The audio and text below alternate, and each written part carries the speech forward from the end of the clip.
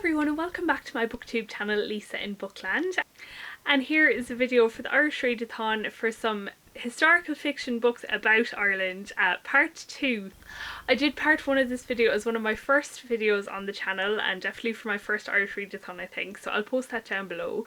But the reason I say it's historical fiction books about Ireland rather than Irish historical fiction books is there's a mix here, like that first video, of books of historical fiction that's written about Ireland by Irish authors and also historical fiction that's written about Ireland by historical fiction authors that aren't from Ireland.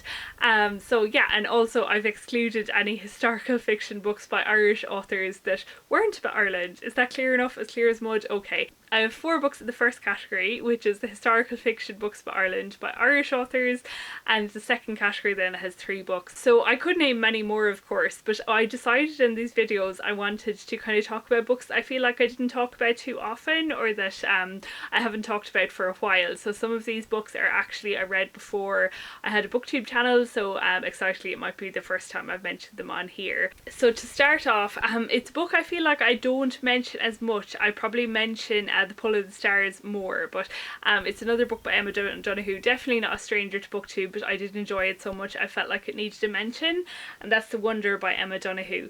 So this book follows a nurse, an English nurse who's sent over to Ireland in the 1850s I think to examine a girl and keep watch over a girl who appears to be surviving without eating. She's the wonder of the title. While I did think that the mystery of how the girl was surviving without eating was really enthralling and definitely kept me reading, I read this book in like a day or two.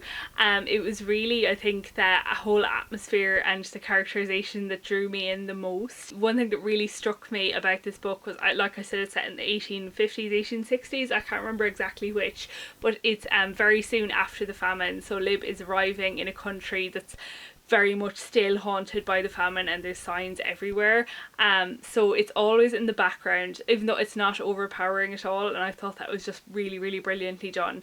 And I also thought that the selection of the narrator of being an English nurse was brilliant, and also what makes it so readable to people from other countries probably, because customs like the very Catholic background of this family and of the whole country, or things like famine, roads and things like that, are all explained to Lib so that you know they would obviously be explained to the reader as well. And yeah, I just thought this was a really brilliant book and I'd highly recommend it if you haven't picked it up yet. So the second book I'm going to talk about then is I read for the Irish Readathon last year, but I actually haven't mentioned since, and it's kind of grown on me more the more I think about it I think, and that's The Winter Guest by W.C. Ryan. This is really a historical murder mystery, though there's so much else going on to it as well. No more than The Wonder, it is just the atmosphere and the historical background of the book is what makes this so fascinating. So it follows Tom Harkin, who's an intelligence officer in the IRA, and this book is set in 1921, so the War of Independence is still raging. So he gets sent to this big country house that's crumbling. It's very much the latter days of the aristocracy in Ireland. He actually gets sent by his bosses in the IRA because he has previous connections with this house, and what he's sent to investigate is the daughter of the house, Maud, was actually murdered, and the IRA column that attacked her car insists that Maud was still alive when they left. So he's sent to, I suppose, investigate this. There's also the normal police that are there investigating. You get to know the background of the various characters in the house and about Tom's own background. He was actually in the British Army in the First World War, so he's very much has a lot of PTSD and things to deal with from that. I just absolutely loved the atmosphere around the house, both like the natural atmosphere, as in this house is set near to the sea and it's in winter, so just kind of mist and fog, and I just thought that was so brilliantly evoked and added to the book, but also the political atmosphere and just the atmosphere of unrest. So there's the IRA columns, there's the Black and Tans, there's the constabulary, there's the British Army. You never know where people's loyalties lie, and the mystery in itself just was really good and had a really satisfying conclusion, so highly recommend. And another book from last year, I suppose another book I have been thinking about a lot recently as well, was The Sunken Road by Kieran McMenamin. So the reason I was thinking a lot about this book is it's set in Northern Ireland in 1922, so it's just after partition and the War of Independence has ended in the south south, but up north it's still very much a thing. The main character, Francie, is on the run from all the authorities in the north, and he's trying to get across the border. And the reason I was thinking about this a lot recently is after I hadn't been to Northern Ireland for years and years and years, and I haven't been there much at all. In the last month I was up twice to go to football games. We went to Tyrone, which is obviously in Northern Ireland, and just this past weekend we went to Monaghan. To get to Monaghan from Galway you actually cross the border 4 times, so it's really fascinating that you just you're just looking at Google Maps because we didn't know where we were going, and we're like, oh, we're in the Republic now, oh, we're in the north now, oh, it's 5 minutes later, oh, we're just going to be in the north now for about 2 minutes. So that is very much like more so the end of this book, with some climactic events that happen. And obviously the border was really new then, so that's what got me thinking about it. And also when we were going to Tyrone we drove through the town of Peshtigo, which is the setting of a climactic scene in this book as well. But anyways, so one of the timelines is about Francie's life on the run. That's the present day timeline, but he actually was in the British Army in the First World War, as lots of Irishmen were, with his friend Archie. And it's, you know, from the very start that Archie didn't survive the war, but you don't know why. So that's very much a timeline running through it. And no more than the winter guest. Francie obviously has a lot of trauma from the things he saw in the front, and those scenes as well. Like half the novel is in the First World War. I suppose I was just thinking of the Irish setting more recently. Those were really well told, and there's also a really interesting element that one of the people that is chasing after Francie and is part of a bit of a personal vendetta is actually his sergeant that was in charge of him in the war. You also get flashbacks to their childhood growing up, Archie and Francie, and their friendship, and also another third member of their trio was Annie, who's Archie's sister. So yeah, it was just a really good book, and really just portrays the brutality of both wars in a really realistic way. I'm realising at this point of the video that this is really a bit of a downer, but I think if you're looking for Irish historical fiction, that's probably mostly what you're going to get. I think that, look, I do read Irish historical fiction, but I think I can't read too much at one time, especially the like recent stuff, which is what most of what Irish historical fiction is. Funnily enough, I was talking about this to a French colleague of mine once, and she was like, oh, do you know, you get so sad about reading about, like, I don't know, trauma and world wars, and sometimes you just want to read about Henry VIII and his 6 wives or whatever. I'm like, yeah, definitely relatable. It's just not as like visceral as the Irish stuff sometimes. But anyways, that was a bit of a side note. Maybe a slightly less one, as at least there was no active wars going on for most of it, was Parnell by Brian Cregan. I don't have this because I read it years ago on ebook, so I have to say I did have to look back at my notes quite heavily, but I really did enjoy it at the time, and I definitely would like to reread it. So Charles Stewart Parnell is a very major figure in Irish history, as like a politician, rather than like a military leader, like the people that we probably remember more, like Michael Collins and that.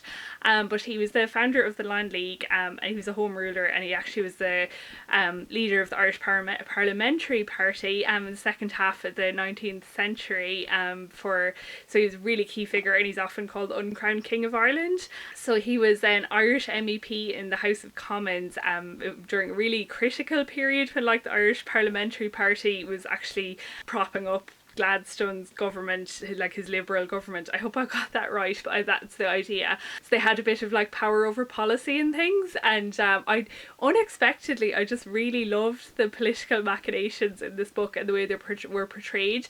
Especially interestingly is the book is actually narrated by his secretary, and I really liked the character of the secretary and his own storyline. But then you obviously get to see Parnell through his eyes, who he absolutely worshipped. But my favourite chapters, according to my notes, and I do remember them slightly, was the bit about the obstructionist tactics that Parnell deployed. So it's kind of hard to imagine, but this is historical fact. They actually did this. Is like when the day started in the House of Commons, they would make sure that they were the first to speak, and they would like make the longest speeches, like, you know, just intentionally obstruct the other business of the Parliament until Irish issues got discussed. And yeah, I just found those chapters really entertaining. entertaining, but also like it was obviously clear that it was taking a big toll on them. So yeah, I just remember those chapters being really, really good. I said that this was going to be a bit more lighthearted, but really the second half of the book, if you know history, I suppose you do know that there's a downfall coming, and that was a bit of a downer and a bit depressing. But you know, I expected that. I suppose you can't deviate from those things in history, but it's still yeah, but I still really did enjoy this book. And if you're interested in maybe learning about a different side of Irish history, one that's maybe not talked of as much, that might be a good read for you. So those books that I just talked about were all by Irish authors. So here I'm just going to mention 3 books that are by non-Irish authors. I think we have an American, a Canadian, and an English woman. So wow, good spread. So the first one is an absolute behemoth, and that's The Year of the French by Thomas Flanagan. This book came to my attention because I had heard of that co-produced RTE series at The Year of the French, and I'd seen clips of it. And actually last year I was lucky enough to go to a screening in Ballina as part of the anniversary commemorations of the French landings there, and it's just such a pity that it's not more readily available. It was a really, really good series. Beautiful music as well by the Chieftains. It's a really massively scoped book. Like this book, the text is very small.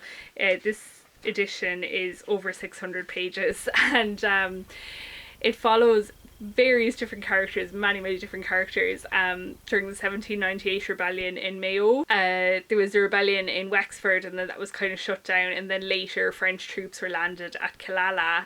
This is during the Napoleonic Wars, remember, and under General Humbert. They met up with Irish forces like the United Irishmen and just local croppy boys and things, as they were later called, in armed rebellion. So this follows so many different characters. Like I wrote down in my notes, again it was a few years ago so I didn't have to refer to them, that basically anybody that you could think of that would have a perspective in these events was represented, apart from the ordinary croppy and the ordinary French soldier, and that would probably have made things way too confusing. There'd be too many characters, but so it did take a while to get used to it, but honestly I thought it was so well written, and I did manage to keep track of them all eventually. Obviously some perspectives were like more memorable than others. My favourite at the time was this Protestant minister who his house gets taken over by the United Irishmen as kind of a base, so he's kind of nearly a go-between, and they have some interesting discussions even though he's a loyalist. So I just thought that was really interesting. I loved learning about the Republic of Connacht. John Moore actually was the first president of Connacht. He was George Moore, the author's ancestor. And there was no point of view that was like completely unsympathetic, and it did cover the French, the British, the United Irishmen. Everybody was covered. So if you're looking for a really sweeping novel of historical fiction, this is where to go. It's just such a brilliant portrayal of like a really divided society, and just how little one group understood the other. Literally, obviously the upper classes didn't speak Irish, and then the Irish tenants didn't have a clue what they weren't able to speak English. Obviously the huge prejudice that there was by the ascendancy against their tenants, but also just like the complete disconnect that the normal Irish tenantry had from all of the systems of ruling and governance in Britain. Like they weren't able to name the British king. Like that would not be unreasonable in these times. So yeah, I just thought it was brilliant. It was such like a bitty story to tell, I suppose, but it was told really well, and if they somehow managed to draw all of these narrative strings and little different locations into a comprehensible narrative, which is great. No more than the Parnell story, but to a much greater extent to this. I don't think it's a spoiler to say that this revising was not successful, so there is this kind of sense of doom throughout it when you know what's going to happen, and lots of mentions of Wexford, but it's just what it felt like down on the ground, I suppose, to hear all of these things come up and how people would react. And also I just had a note written down about the ending, and thinking back, I actually remember it, that it was so brilliantly done. The way the ending, and just the end few paragraphs, foreshadowed what was going to happen in the rest of the 19th century in Ireland. And one final thing is Maria Edgeworth and her father make a cameo. I actually, on my trips recently, we actually drove through Edgeworthstown, and we didn't have time to visit Maria Edgeworth's house, unfortunately. I'll definitely go back there myself, and she would have been very close to where this action was happening as well, in her town in Longford. So yes, a really good read. It is actually part of a trilogy, and I haven't read the rest of the trilogy yet. You know, it goes all the way up to the actual War of Independence in the 1920s, the trilogy, so on the long-term TBR. Next then, I should have talked about this first really, I suppose, because it's set the earliest, and that is The Irish Princess by Elizabeth Chadwick. So this is set in 12th century Ireland, and it follows the daughter of Diarmaid MacMurrough, Aoife. So Diarmaid MacMurrough was the King of Leinster. There was a lot of fighting going on with his subordinate lords and with other local rivalries. So to get support, he asked for troops, and they actually end up coming over under a man called Richard de Clare, who part of the bargain was that Aoife would marry Richard de Clare when she was like 15. So this is always a weird moment to read about in art history, because this is the start of it all in a really simplified way. Like, obviously the Norman invasion would probably have happened sooner rather than later, but this was really when the Normans got a stronghold in Ireland, pun not intended. And there is a really famous painting called The Marriage of Strongbow and Aoife in the National Gallery in Dublin. It's a really beautiful, massive painting. This was a really good portrayal, I think, of medieval Ireland. Not a period I've read anything else about, but as far as I could tell, and just like the brutality of the times. But Aoife really was a great character, that despite being forced into this situation, she managed to work it to her advantage, and she was able to manipulate things. I think she was friends with Henry II, as far as I can tell, and yeah, just to get happiness where she could. So I really appreciated that. I found the style of writing of it very similar to the Red Queen by Philippa Gregory. You know, you're kind of following one very strong female character throughout her life. So if you enjoy those books, or indeed Elizabeth Chadwick's other books, you'd probably enjoy this one for a little bit of a different setting. And finally, I promise we are ending in a bit of a happier note, and that is these books. So this one is actually a Fingal O'Reilly Irish Doctor, but the first book in the series is an Irish Country Doctor, which I just can't seem to lay my hands on at the moment, by Patrick Taylor. So these are very fluffy reads. Fluffy, like, I mean, it's kind of the story of a country GP in about, I don't know, 1950. He's the main GP is called Fingal O'Reilly, and then his assistant, he gets an assistant called Barry in a relationship that's very similar to that of All Creatures Great and Small between the two vets. And you know, obviously then Barry makes himself indispensable. So it's just about the little characters that his patients have, and the little stories of the town, and also the personal lives of the two doctors. So it does take place in Ulster, I think in Antrim, but like in a very idealised, cosy setting of Ulster, where like no sectarianism exists whatsoever, and everybody gets on fine most of the time. There's some like petty local rivalries and that, but that's about it. But I do really appreciate these books, where just for the like way that the doctors managed to cope, and the little medical details where the nearest hospital would be quite an ordeal to get to. So yeah, the things they have to put in place, and they're difficult patients. Very much kind of a cosy read, as I said, and brings the tone up from other books in this list.